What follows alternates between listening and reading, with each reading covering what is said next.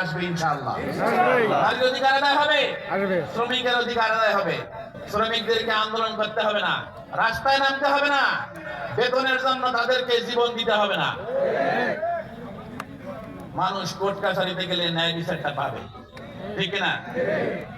ইসলাম যখন ক্ষমতায় থাকে না, ইসলাম বিরোধী শক্তি ক্ষমতায় থাকে, তারা ইসলামপন্থীদেরকে দাবায় রাখে, ইসলামপন্থীরা হয়ে যায় অসহায়। যার উৎকৃষ্ট উদাহরণ আমরা দেখেছি 15-16 বছরে আল্লাহর এই জমিনে, পৃথিবীর দ্বিতীয় বৃহত্তম মুসলিম দেশে কোরআনের কথা বলা যায় না। এর চেয়ে কোরআনের অপমান আর পৃথিবীতে কোথাও হয়েছে বলে আমার মনে হয় না, ঠিক না?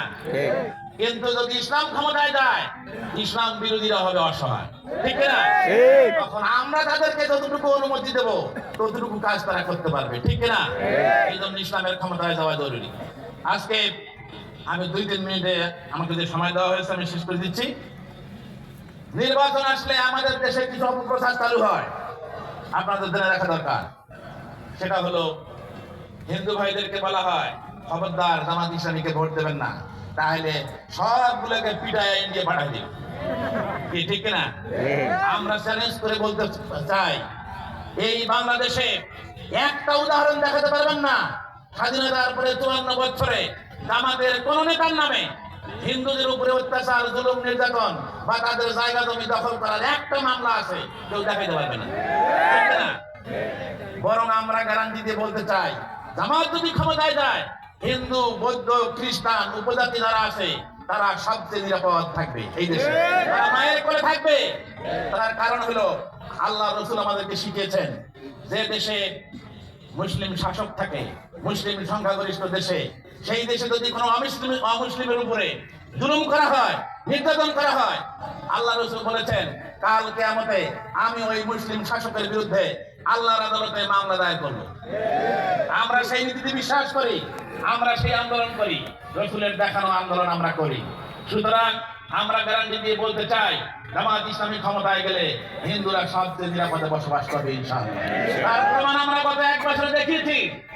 হাসিনা বিদায়ের পরে আমরা দেখেছি বাংলাদেশে আর কোন পূজা মণ্ডপ ভাঙচুর হয় নাই, কোথাও কোনো মূর্তিও ভাঙচুর হয় নাই, ঠিক না বলেন? আমরা এই 1 বছরে হিন্দুদের বাড়িঘর পাহারা দিয়েছি, মন্দির পাহারা দিয়েছি, ব্যবসা প্রতিষ্ঠান পাহারা দিয়েছি। আমরা চ্যালেঞ্জ নিয়েছিলাম যে আমরা সব করব, কিন্তু দেশে বিশৃঙ্খলা করতে দেব না। আমাদের দেশে মহিলাদেরকে ভয় দেখানো হয়, কয় যে জামাত ক্ষমতায় গেলে একটা মহিলাকে বাড়ির বাইরে যাইতে দেবেন। আচ্ছা বলেন, এই বাংলাদেশে কমপক্ষে 50 থেকে 60 লক্ষ মহিলা গার্মেন্টসে চাকরি করে, ঠিক না বলেন? তাহলে এরা যাবে কই? গার্মেন্টস তো বন্ধ হয়ে যাবে, দেশ তো অচল হয়ে যাবে। শুধু তাই না, এই 50-60 লক্ষ লোকের পরিবার, অর্থাৎ 2-2.5 কোটি লোক বেকার হয়ে যাবে। এইগুলি হলো সব আজগুবি তথ্য। আমরা যারা জামাত ইসলামী করি, আমার মা আছে, বোন আছে, বউ আছে, আমার তো মেয়ে আছে, তাহলে আমার মেয়ে কি স্কুল, কলেজ, বিশ্ববিদ্যালয়ে পড়বে না? তারা কি বাইরে যাবে না? এই সমস্ত অপবাদ দিয়ে আমাদের যাত্রা থামাতে চায়। আসুন, সব অপবাদের মোকাবেলায়, অপপ্রচারের মোকাবেলায় আমাদেরকে সামনে এগিয়ে যেতে হবে।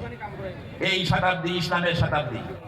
আমরা মনে করি বাংলাদেশের সুযোগ এসেছে, বাংলাদেশের মানুষ যেহেতু ইসলাম পছন্দ করতেছে, তার চেয়ে নিরুপায় হয়েই হোক আর যেখানে